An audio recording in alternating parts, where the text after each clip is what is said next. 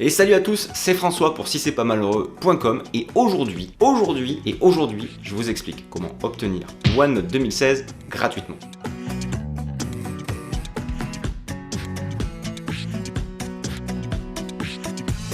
Alors, avant toute chose, vous expliquer pourquoi je fais cette vidéo, c'est parce que la vidéo sur Learning Tools, le plugin pour les élèves dyslexiques, a été énormément vue. Donc rien que pour ça, je vous dis un grand merci. Et elle a suscité énormément de questions, dont notamment celle de est-ce que OneNote est une application payante ou pas? Alors on va éclaircir ça tout de suite. Comme je vous le disais dans le tout premier tuto que j'ai fait sur OneNote, qui c'est qui a pas fait ses devoirs et qui a pas regardé la vidéo? Hein?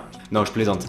Il existe en effet plein de versions de OneNote. Si vous êtes sur des appareils iOS ou Mac, c'est très simple, il n'y a qu'une seule version sur chaque appareil et c'est celle que vous trouvez dans l'App Store. Sur Windows, il existe deux versions, la version App et la version de bureau. Et celle que j'utilisais dans la dernière vidéo et le plus souvent d'ailleurs, c'est la version de bureau. Et il faut savoir que toutes ces applications sont gratuites. Toutes, absolument toutes. Pour la version de bureau, c'est très simple, je vous montre ça de suite. Alors on s'accroche parce que ça va très vite et que c'est super simple en fait.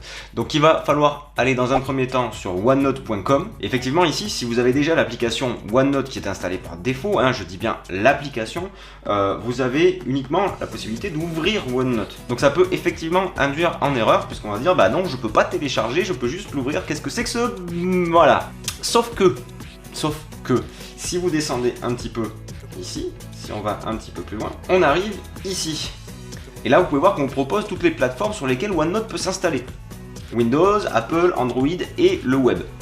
Et c'est donc ici, sous Windows, sur le petit mot bureau, qu'il va falloir aller cliquer pour télécharger OneNote 2016. Voilà, vous avez vu que c'était pas bien compliqué, mais c'est vrai que c'est pas forcément bien indiqué et pas forcément super clair non plus.